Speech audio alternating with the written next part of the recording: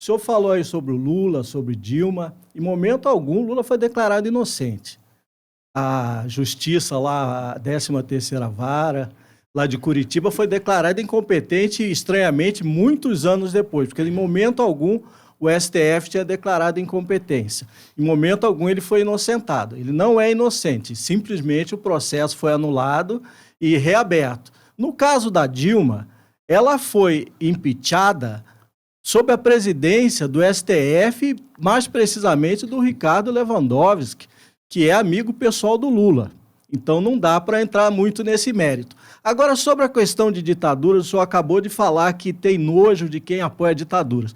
Como é que o senhor vê, então, Lula apoiar tanto Maduro quanto a ditadura de Cuba, para citar esses dois exemplos, e a ditadura do Daniel Ortega na Nicarágua?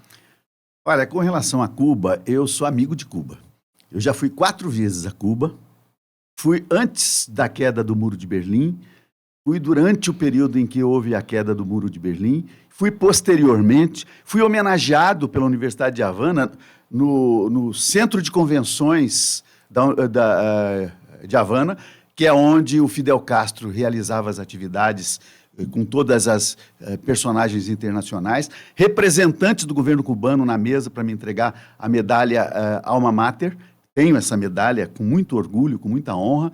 De maneira, eu não entendo aquilo como uma ditadura. No meu ponto de vista, não é uma ditadura. Onde não tem eleição? Como não tem eleição? Eu mais de uma vez fui a Cuba e vejo panfletos colados nos postes para eleição dos representantes do Conselho de Defesa da Revolução.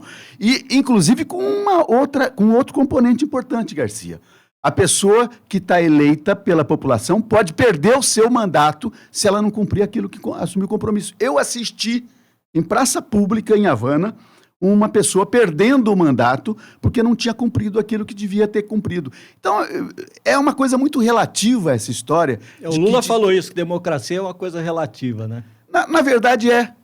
Na verdade, no meu ponto de vista, porque você enxerga de uma maneira e eu enxergo de outra. Você está falando aí, por exemplo, que Cuba é uma ditadura. Eu estou dizendo que não concordo que é uma ditadura. Um governo que está desde 1959...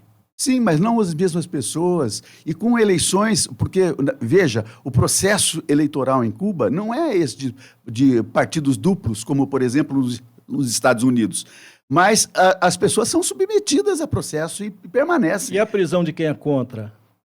Não, a prisão de quem é contra depende das circunstâncias. Porque se for uma prisão simplesmente porque o indivíduo é contra, é uma coisa. Agora, se ele está se manifestando e pedindo mudanças que são constitucionais e que tem que ser resolvido na Constituição, tem que ser preso mesmo. Isso é terrorismo, como aconteceu no Brasil no dia 8 de janeiro. O pessoal foi preso por quê? Porque estava pedindo mudanças que não são democráticas. Nós queremos a construção da democracia no Brasil. Se nós achamos que em Cuba... Peço desculpas. Se nós achamos que lá em Cuba a situação não é democrática, vamos construir aqui a nossa democracia. Eu não vejo nenhum problema. E depois tem uma coisa, veja, o Lula faz muito bem de dialogar com o Ortega, com o Maduro e com todos os países. O Bolsonaro não conversava lá com os Emirados Árabes? Lá é tudo democracia? Não, não é. Mas... E aí pegava presente ainda, hein, com essa vantagem. Né? Lula, que eu saiba, não pegou presente do Maduro. Relógio do Chirac. Pois é. Que ele não devolveu. Pois é, então.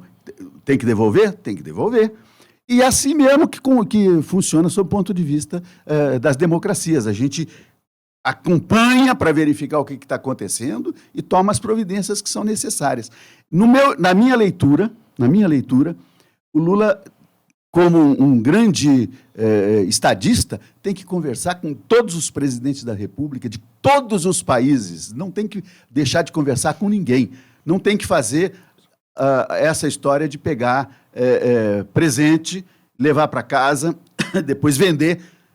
Veja, você me dá um presente como prefeito, eu levo para minha casa e depois vou vender, porque eu não quero aquele presente que você me deu. Não tem sentido. É assim que a coisa funcionou. Mas usar o senhor apoia? Ele está com o relógio do Chirac? Eu não sei, Garcia, essas histórias, elas são muito complexas. Eu não sei exatamente... Foi ele que falou, no programa dele. Não sei. E mostrou o relógio, inclusive.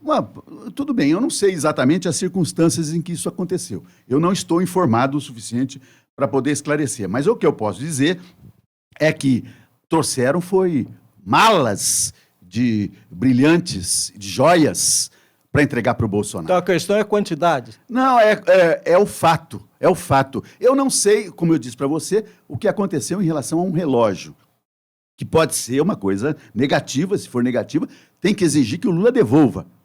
Tá certo? Agora, não dá para a gente fingir que não aconteceu o que está acontecendo. É a mesma coisa de dizer do sítio de Atibaia e dizer do triplex, né? E de dizer, como eu tenho ouvido, não, o Lula tem 7 milhões de reais declarados na justiça eleitoral. Tá bom, só a casa comprada pelo filho do Bolsonaro no Lago de Brasília custou 7 bilhões. Mas ele não falou que era pobre, né? Mas pobre quer dizer o quê? Pobre quer dizer o quê? Não ter dinheiro? Disseram agora que o Renan, filho do Bolsonaro, não tem onde cair morto. Você acreditou? Eu também mas não. A questão, pelo que eu vejo, depende da narrativa e de quem tá. O Lula falar que ele não se considera frustrado, você pobre, com patrimônio de 7 milhões e 400, tudo bem? Eu não acho que o Lula é pobre, não. Na minha opinião, o Lula não é pobre. Né? O patrimônio dele de 7 milhões não corresponde à compra de 51 apartamentos ou propriedades em dinheiro vivo, feito pela família do Bolsonaro. Garcia, a gente precisa enxergar as coisas dentro dessa amplitude, não pode localizar. Não, o problema é o Lula. Se o Lula agiu mal, ele tem que arcar com as responsabilidades. Mas não dá para comparar uma coisa com outra.